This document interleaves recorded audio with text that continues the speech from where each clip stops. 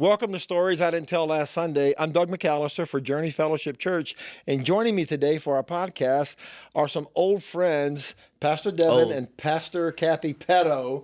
And when I say old, we go back to the 1980s. Way back. Yes. Way back. Can you believe it's been that long, huh? It's We've been crazy. friends for 30, how many years is that? I don't even know. Let's just say over 30. 22 and like 30 some years. Well, we've you been know, when we're friends. sitting here talking about our grandchildren, I know, right? and how they're growing and how big And they when are. we first met, I think maybe you had one or two children at the time when y'all first came back from Dallas. Two. We Yeah, didn't two. have Stephen yet. Yeah, Yeah. so you had Jordan and Danielle. Yes. That's when we became friends, and I think we just had Ryan and Christian may have just been born. So I think we had two also. Yes. Yes. Yeah. So So Christian and Stephen were in the same class. So, that's right. Yes. So she came on a little bit later. Man, so we've been friends. So we were on staff together at a church for a right. few years. You know, and we worked A lot together. of great memories. We Had man. a lot of fun. A lot of outreaches. Yes. A lot Yes. of trips. Yeah. Yes. A lot of laughs. Got in a lot of trouble. Yes. We better not talk about that. But we Remember did. the time I called in sick and the pastor said, "Do you believe in healing?" And I said, "Yes, sir." He said, "Well, pray for yourself and come to work." I said, "You know what I said?" I said, "Yes, sir. I'll be there." in That's 2 minutes." right. That's right. We'll do it. Yeah. Yeah. a So lot you of were the youth treats. pastor, and Yes. Kathy, were you teaching at the time? What were you doing? I was teaching and coaching basketball. You were coaching. That's what I remember. Yes. The Lady Warriors. Yes. Oh my gosh! How did I They- remember We that? are warriors. They're so we were awesome. warriors. Yeah. Every Yeah. Christian school is either the Warriors or the Lions. It's kind of rule. Yeah. It's a rule. Right, You got to be right. one or the other. That's yeah. right. So anyway, we've been friends for 30 plus years. We watched each other's kids grow up. We did Yes. ministry together. We planted a church Yeah. at the same or about the same time in different cities. So we've been kind of running this parallel track now for most of our lives, huh? Yeah. Well, you're Yeah. always just right ahead of us. Yeah, so, because I'm older. Yeah. It just gave us a little bit of a Yeah. where you could coach us, and when we started the Yes. mission church, Very we were like, thankful for that. "Please help us." Yeah. and What year the were you journey- born?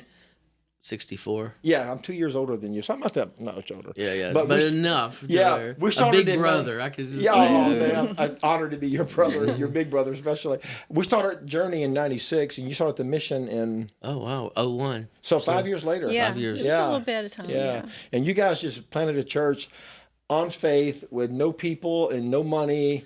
That's Yeah. the Right. worst way to plant a church, Yes. unless God's in it, right? Everything we Yes. tell church planners Don't do today, this. don't do. Yeah. We did. Well, back in and- the '80s or '90s, that's how you planted churches. yeah, we you didn't know? have any idea. You get a We word just- from God, and you go find a city. Yeah, we started knocking on doors and inviting Well, people come to our and church. come join us and. What's the and that's- location? We don't have one. Yeah, Yeah, yeah, We and it used was to- moving around, so you we had used to to try say, to figure it out. Our church was a church for smart people because only smart people knew where we were going to meet next Sunday. Because we never knew where we were going to meet. That's really true. Yeah. So you guys planted the mission in '01. So you're about to celebrate 25 years. Oh, 25 going on in a couple more years. So this is 21 years. Yeah, 21 Yes. Yeah, years. so you're getting close to your silver anniversary, man. Yes. Yeah. Wow, that's amazing. You guys are a great journey. You guys have planted a great church, man. Well, It's the been a people lot of are fun. the people are and you know this because Yeah. you sing the same tune. Just Yeah. saying, it's the people that make up the church. I and know, right? They're beautiful, wonderful people that love Yeah. God and love each other. Yeah. And that's what the body of Christ does. Yeah, it really, and it's just, it's great because I knew you guys when y'all were planting the church, and now to see what it's become. You guys have planted, just a world-class church, and it's such a privilege to be able to be, a kinda- witness. And it's a little bit. Our roles have kind of really shifted a little bit more to overseeing, and Yeah. and so I like that. We planted the Wellspring Church now 2 years ago, and Right, so and which the is not old- too far from your main campus or your few miles first away. campus. Yeah, few miles away. yeah, and they're both doing well. Yeah, Yes. they're Yeah, because exciting we to have see some what God- students from Journey who go to SLU who attend the Wellspring, and they love. Wow. Is it Pastor John? That's right. Yeah, they Yes. love him John to and Austin, death, the Dream. man. Yeah, they're doing I a great went to job. an event there, and I ran into him. I forgot why we were there, and he said, "Do you remember me?" I said, "I don't think so." And he said, "Yeah." And what's his last name? The Dream. Yeah. John. I'm John Ventrani. I said, "John." Last time I saw you, you were like a toddler. Yeah. Yeah. You were a Exactly. baby. He said, "I didn't think you probably remembered me, but I do remember the family." from when I left to go plant our church. you Yeah, know? Sherry and James. Yeah, absolutely. Sweet kid. And now Yeah, he's such a sweet pastoring kid. your other campus. Yeah. He's got Well, they 4 both kids. still look like kids too. They look so young. Yeah, I was like, Yes. how old are you, man? You got to be, what, 18? Yeah. Yeah. He looks so young. That's true. Yeah. I That's wish right. I aged as gracefully as he did. Same here. But both of you churches are doing great, and you guys are Awesome. overseers, and you were just, until recently, the lead church planner for the state of Louisiana, man. So Yeah, you guys so- planted how many churches in the last couple of years? Well, we just had 8 this year. Wow. And I saw the awards last night, the Antioch Awards, man. That was amazing.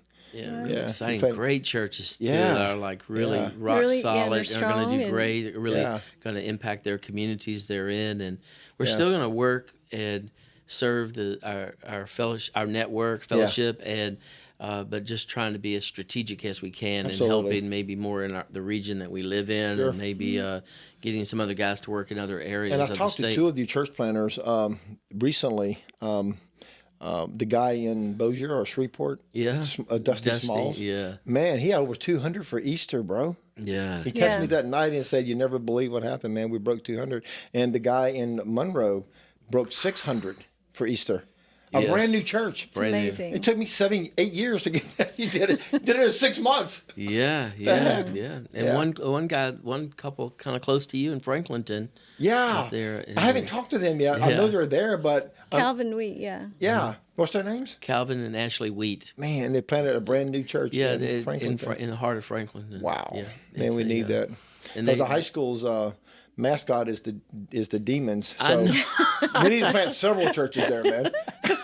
Every time I'm there, we've gone up a few times. I'm Yeah. like, Can we get a new name for the high school? right. I said, how do you change that? How do you go about Yeah, all the history of go to the school board and meeting? Who was What do you do? thinking like You let's call a name senator? I don't know, what do you our do? team the Demons? Like, hey, these are our kids. Yeah. Come here, you demon. Come here. Huddle up, demons. Yeah. What? Yeah. But dude, you guys done such a great job planting churches, Thank you. man. It's been fun. Not only your own, but also around the state. You guys are just, strategic church planners, and I know our fellowship's blessed to have you leading that, man. Well, we Let's- really just got that. We just took the baton from you. Yeah. You just really Yeah. led the way, and, Yeah. and a lot of what we did are systems that you incorporated into our state, and then you just passed the ball You to did it so us, much and then better, no, I don't Yes, think you so. did. I don't think so. I'll be but- first to say it. I'm just so excited, man. They were 8 new churches this year. That's Yeah. huge, bro. and great churches. Huge. So, Well, I also want to shift gears because I know you guys have a very strategic heart for world missions. Mm-hmm. You've been in Haiti now for how many years? 20 years? A long time. almost. Yeah. Tell us a little bit about Haiti before we get to the Ukraine. Well, Haiti for us started where that we went in after the earthquake to Yeah. just do outreaches, and I remember that. and so we had them stacked up, teams going in week after week, and, Right. and I was on one of those teams and just staying in a tent. There was no housing, and Yeah. I was early one morning. I just felt the Lord just spoke to me in my tent, asking, kind of invitation, would you come Wow. and help us? Would you come and do a Oh, work Jesus. here? And so we just began to That's a Macedonian call, man. serve, and now we have 4 churches in Haiti. So They're did the you mission did you buy a church. house there, or what did y'all do for your church? Did you send a team to the tents every year, or what? We started in the tent. No, I'm talking about a little pop-up tent I I know. was in. That's what I'm Yeah. talking about. But So- where did your team stay after you stayed there for so many years? Oh no! Then we started having. We bought property Gotcha. and Yeah. built buildings. That's what I thought. I thought you had a and- headquarters. Yeah, and you were yeah. like, We have Yeah. About multiple 5 acres, maybe? Yeah, we Nice. have one place right on the coast. Yeah. and we have a beautiful school that we've built now. And Oh. we have hundreds of students there. We have So great. the main church is located there, and then we have 3 satellite campuses Dude. that are there. Do your in team Haiti. still go to Haiti I do, but I can't get in right now because of the COVID? unrest. No, really Oh, the because of- unrest, mhm. political unrest. Yes. Wow. So it's such turmoil, and we had one of our last teams got held up, and so they had to hide out in an abandoned Oh, my gosh. hotel for a very traumatic event. I didn't and know we that. had Several days, Like at yes. one point, the U.S. Wow. government was going to have to rescue them and go in, and it was pretty traumatic experience for and those them. are people from the mission? Yes, the whole Wow. team was from the mission, and so they were. That'll keep up at night. Yeah, so gunfire and everything is happening around, Man. and people are trying to break in the doors, and they're hiding. So this is a civil war Yes. Oh, wow. It's when they're a coup and they're throwing out one president, Right. bringing in a But new it's Haitians fighting against other Haitians. Yes. Yeah. Oh, man. Yes. And Wow. How's the churches doing in the middle of all of that? Well, they've done well. They've Wow. continued to grow because we're not in Port-au-Prince. We're out in a little Yeah. town called Jeremy, Yeah. out on the peninsula. So, Right. So they're safer. we still feel the effects of it because anytime they cut off fuel or Yeah. food supply, That affects everybody. We Yeah. feel it. But the problem is getting when flying to Port-au-Prince to get to our base is How too far dangerous. away from the airport are you? 8 hours. Oh, wow. By truck or bus or? Yeah, and so we used to could take a little plane, but now that airport is closed. Oh, yeah? So now we have to take a driver or a bus, and Yeah. it takes about 8 hours. And it's just very dangerous, that road. And so that's, The road itself, or is there pirates or? Yeah, both. both. Wow. Yeah. So, you're Man. going through mountains and cutting over mountains and back over the mountain again, and then you never know if they're going to Yeah. stop and then make everyone pay to Yeah. continue. Right. And that's happened to us before. How many students do you have in your school? About 250. That's amazing, bro. Is it elementary or is it Yeah, it's older just kids? elementary right now. Man, that's so amazing. You guys feed them? Do they live there, or do they come We in do. from villages? Or what? Yeah, we feed. We have a feeding program. So, and it's incorporated with the school. Yeah. So when we first went there, the children had because we did a big deep water well, pure community well for the community Oh, my there gosh. with solar powered, and the kids were drinking so much salt water that they were really so Mm-hmm. unhealthy and they had no vitamins, malnutrition, and Oh, so we started and implementing Yeah. safe water, Right. A garden. and teaching gardening techniques, and Yeah. bringing in Wow. guys that could coach them, and then we started raising chickens and rabbits and There you goats go. and Back to your roots, man. back to the roots and cows. Country and boys, we That's will it. survive. That's what's happened. Yeah. And so we've been through a couple of hurricanes that Yeah. took Because off roots Haiti's and right in the travel path of every major hurricane. Yes, and Literally, being you got to go closer to through the Haiti to coast, get to the mainland. Yeah. And most of the North America. population is on the coast. Yeah. And so Yeah. so many people are affected. Yeah.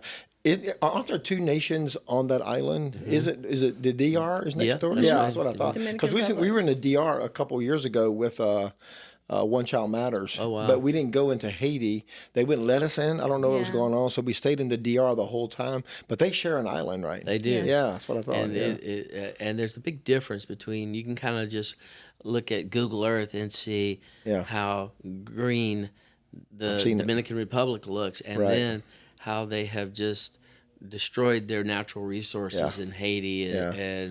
and that creates additional problems. So when there's storms and there's erosion, and There's no trees, there's no tree- mountain, yes. no So grass and green. It's Yeah. really even Wow. the whole ecosystem Right. has been broke down Right. because of Man, it sounds like just forestry. where Jesus would go to reach Yes. those who are forgotten. It's incredibly beautiful, though. I mean, Yeah. when you think of it, you don't think of the natural beauty that's there. Yeah, There's it so is. much that could be done with It it. has The water's mountains, it has beautiful. coast, it has Yes, beaches, it it's has just beautiful, and the people are everything. beautiful. Yeah, absolutely. Well, your most recent trip, though, you guys were having coffee one morning. Tell us about how you wound up in Poland. Well, we just shortly after the Russian-Ukraine war broke out, we just went to we were sitting in bed and we're having coffee, watching the news and reading our phones and trying to get an understanding of what was happening between Russia and Ukraine, and we're seeing all these millions of refugees fleeing Ukraine incredible and to watch going that. into Hungary and Slovakia and Poland and just trying to find a safe place, and so we were sitting there and we said, Well, we were very emotional too, because the things that you read on the news are you're reading what they want you to hear, and even that in itself is enough to really upset you. Yeah. And so we were kind of like really moved by this and asking questions, and then we just Thinking, who can we send? Or who- yeah, Yes, it was the very exactly. question we said, who can we support? And the Let's- Lord said, well, I got an idea.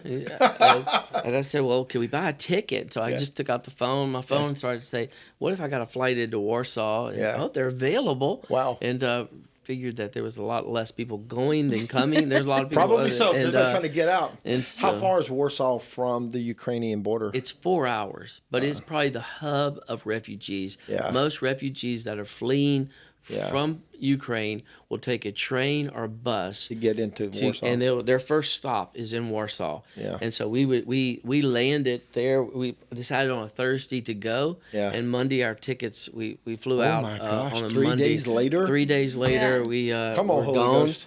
And we landed in Warsaw. In the story of even getting there, we didn't have the right documents to get there. Yeah. And so our first step on the first flight leaving the United States, we're the only 2 people on the flight that got overlooked for their paperwork. We got to Paris. What do you mean overlooked? They didn't ask us for our documents. They didn't check anything. They didn't check us. So you didn't know you didn't have the right paperwork. We knew we didn't. So my word. So we didn't. Yes. And then we get to our connecting flight through Paris. We just showed them a TSA card, which meant nothing to them, and we got through there. Yeah. Then we got to Poland, and we thought, well, okay, we really finally made it. Yeah. And we were in line and going through customs and immigration, and then we got called out. The 2 people like, oh, you 2 come over here, and we look so suspicious, right? Yeah, right. So you flew half around the world with the wrong documents. With the wrong documents, and so we get in and then they bring us in. And they start questioning us. What are you doing here? Where's your documents? Yeah. And they look in our suitcase and they say, what is all this stuff in these? We were bringing things for kids. Like toys. And peanut butter toys. Yeah. And so we said, it's for the kids. And they said, oh, it's for the children. Oh, just go. And they loaded us back up, closed our suitcases, and just took us through a back door, and we walked right into Poland. That's like a Brother Andrew story, man. You know, the God smuggler? Yeah. He opens the door. They shouldn't have got through. He just sent y'all right in, man. Yeah. And really never had to lie either. Yeah. We just overlooked. Yeah. And so not saying we would have or wouldn't have, I don't know, but we were and never I don't in that have position. a good game face either. I mean, you question me, and I'm like, I'm panicking. Yes. And so I was like, Lord, please don't let me blow this. You Lord, know, just help me just to stay calm. Yes. Yeah, man, what a great testimony. It's like that's when getting overlooked is a good thing. Yes, that's right. Yes. Thank God. So you guys got into Warsaw. We did. And what did y'all do? We got there, and the moment we landed, we just started to network. We had a pastor in our church that was a missionary for years in Ukraine. Yeah. So he knew of a guy that had evacuated into Poland. So we connected with him, and so we started first thing we started just visiting refugees. Started finding them, going to the train station, the bus station, seeing the need. Many of them just getting off the bus, not knowing if they should go to the left or to the right. They didn't speak the language. They didn't know where they were at. They didn't know what to do. Wow. And so we started to evaluate the need. From there, we located a young leader who was trying to put together a project with a house. And how'd you meet him? This is a young lady who, through this guy that said, "Hey, I think I know someone. We can go." That's just a young leader that wants to do something. So we go there and we go and visit with them, and we see the need. So we take care of renting this large house, like a 2-story with a basement. And so from there we have 65 to 70 refugees. So we had the food, the medication. The kids are there. There's like 40 kids. How many families you think are there? What, I don't know. 8 or 9, 10 families? Well, before we left, we asked people to pray that we would have divine strategy, divine connections, divine appointments, because we knew that the person that we were meeting, that we were connected with, our interpreter person, that he really didn't. He just knew a few people, and so we knew we didn't have any direct, clear contacts. Wow. And so it was really awesome how we met with several people, and the Lord would just say, no, that's not it, or this is the way, walk in it. And so we were able to connect with a couple of very key people that we're still in relationship with, that we get pictures and reports every day. And I know Devin's getting to that, the young lady that... Yeah, so we start off at the house. So we started there with the house and made sure they were taken care of for 3 months with all their needs taken care of. Kathy had such a heart for the children that she had us go to buy stuffed animals and toys and soccer balls and goals.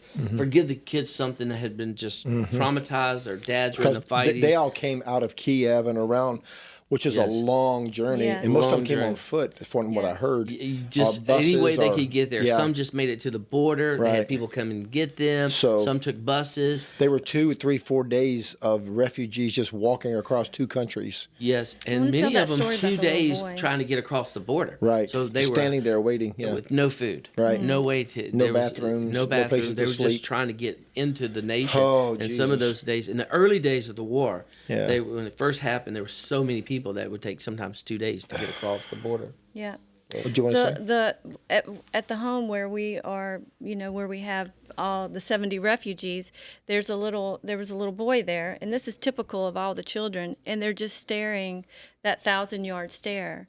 And there's so many different levels of trauma, unlike any other outreach you've been on, because we were dealing with war, which is something I don't think any of us are very familiar with. Yeah. But one of our team members gave him a bag of candy, and this little boy, and he just carried around with him.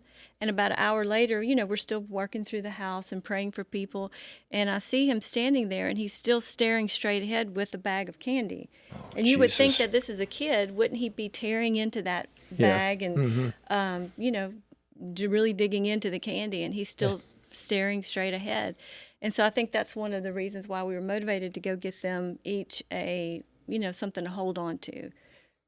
Just for security. Yes, because they came with nothing. Yeah. Or they were given toys that didn't belong to them. They were hand-me-downs or something like that. So I know that doesn't sound like a lot, but you're just trying to describe what the children look like. How old was the little boy, you think? He's like 2 or 3, probably. 3. I think maybe a little older than that. Maybe. Like this. When you think if it's your grandson that's 3 or 4 years old and they're in the middle of war, they've lost their family, probably their grandparents and their moms and dads, their home, their school, and they've been on the road for 4 days or longer.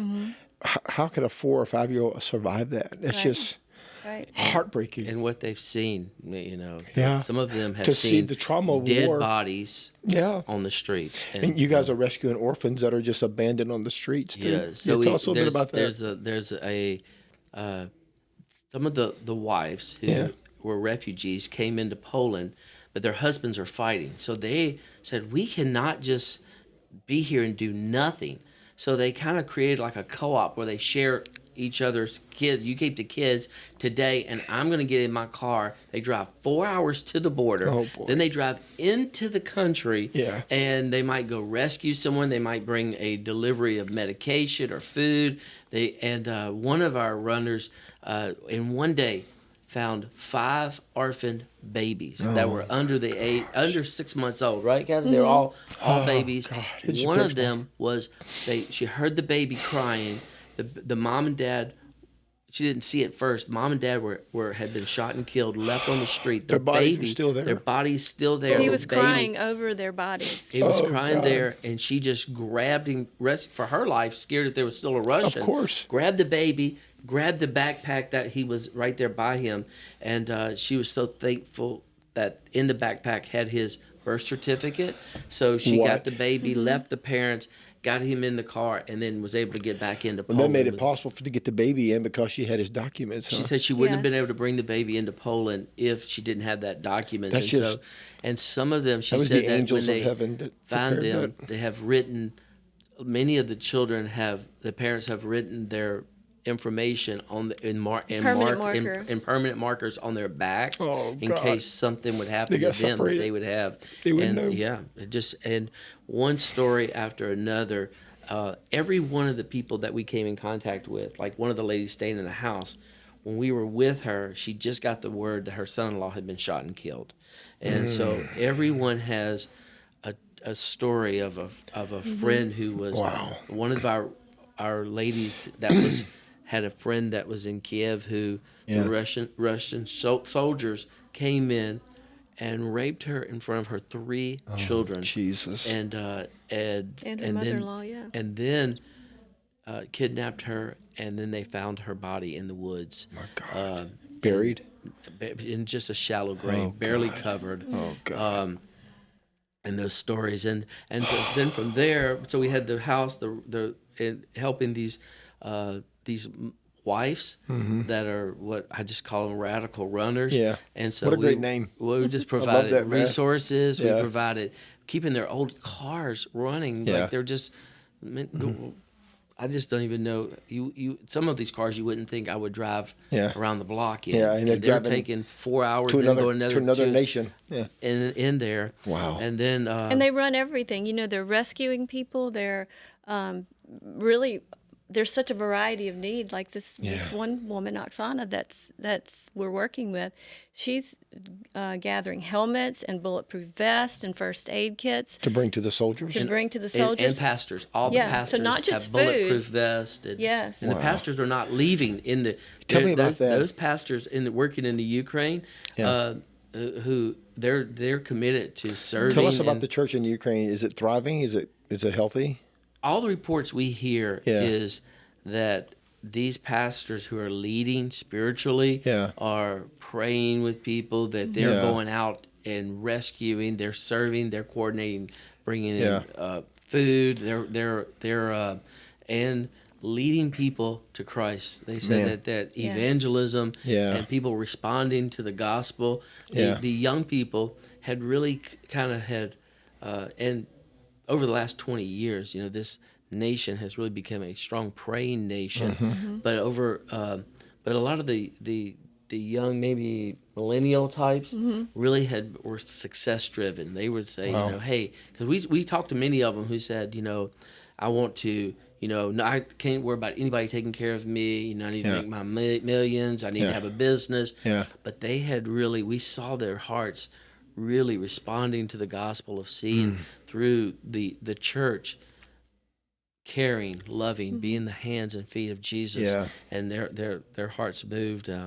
The other thing that we did was, and are still doing, is we buy old vans and ambulances, and then we fill them with supplies, drive them to the border of Ukraine, Poland, and then a pastor comes and he gets a van or a truck or an ambulance that's loaded down with medical supplies, with food. It's kind of we went to a warehouse and bought mac and cheese. There you go. So the U.S. dollar. God bless America. God bless America. The mac and cheese. So our dollar goes 3 times as far. Right. So I think we spent $6,500 on mac and cheese. On mac and cheese. But think about, really, that's like Triple. almost $20,000 in mac and cheese. Man. So we say we fed over 25,000 Ukrainians mac and cheese. Wow. There in that's amazing, Devin. and they love mac and cheese, they said. So do I. We were sending in and that we load up these vans, and those vans would just be almost dragging the ground, and we would take them to the border. And are you guys going back anytime soon, you think? I think our next mission, in the next few weeks, we'll go back, but a little bit different in that, there are some needs that we'll be bringing helmets and some things that they cannot get there that actually for soldiers. But our concern now has shifted to these leaders who are now the 2 months. Runners, the radical runners, these guys who are buying these vehicles, who are driving. They're exhausted. Sure. They're emotionally depleted. Oh, man. They Can't are. imagine. They're just in our conversation with them. They're starting to sound. They're really at another level of desperation. And I think because it's lingering. They felt like in the beginning this would be a short-term war, so to speak. It's still gone. And now they're seeing that this is going to be a really long haul. And so hope deferred makes the heart sick. And I think that is kind of where they're at right now. Really had a hard time during Easter. And they're saying, we want to celebrate the resurrection. We want to, we know he's alive, but we still feel like we're in Golgotha. And, and There's so still it's the place of crushing. Yes, it's difficult. And they're away from their families, especially the women who their husbands are still there fighting. Oh, boy. And it's just becoming long and a little bit difficult. So they need to be refreshed. They need to be encouraged. They need to be ministered to. And because we're so connected in our heart now, and you know what that's like. It's forever relationships. And so we feel like that the Lord may allow us to be able to go back and really just minister to them. Not that we won't be bringing supplies and helping with that, but like still, Devin said. The caretakers need care. And I think that we were able to be like first boots on the ground, but now there's great organizations who have landed, like Convoy of Hope, who has a distribution site there. They are really able to strategically meet the needs of hundreds of thousands of people now. And so some of those early things that we were able to do is just that there was no one else doing it. And so we were able to quickly Right. We just assimilate. showed a video a couple Sundays ago. Kirk Priest, who's our missionary, and I think he's the church planning director of Europe. He filmed a video in Poland talking about all the relief efforts and all the, the ministry support that's now flowing into that area. So, so excited you guys were like on the cutting edge and kind of opened the door for lots of other ministries to, flood in and serve. It's just an awesome feeling that we could be Christ ambassadors. Yeah. We just felt that it wasn't about us, but that we could just represent Jesus. And just was honored that he chose us. Such a privilege. I love that you were sitting in your bed having coffee, talking about, look at the news, and the Lord said, well, you should go. Well, we were saying, who can we send to go? Because in the past we usually say, well, okay, who do we need to get behind? Let's do something. That's helpful. And then we say, wait a minute. And the Holy Ghost said, this. what if you go? I know. Yeah. I told the church, I said, next time. I know, right? Hear what you pray for, man. Hey, I told the church, I said, you know what? I am shocked that I'm the person that's going to be sitting on the plane going to Poland. Who is this? Me, Lord? Are you sure? Yes. Well, look, man, I'm just so honored you guys would stop by. I know you're busy. You're traveling all over the world. You're planting churches. And thanks for coming by our podcast It's today. an honor to be here with you. It's so good to see y'all again, man. Yes. Good. 40-year friendships are rare. Yes. It takes a long time to make an old friend. Yes. So we accomplished that. We have. Well, It took us a lifetime. And a lot more left to do. I know, right? I'm not done, man. Yeah, me either. Not done. I'm still in my 50s. Yeah, me too. For a few more days. Hey, we love you guys so much, Pastor Devin, Pastor Kathy Petto at the Mission and the Wellspring and church planning and doing relief work all over the world. What an honor it is to catch up with y'all. And your 3 kids are just doing amazing things. So, wow, how many grandkids do y'all have? 8. 8. Now you? How many?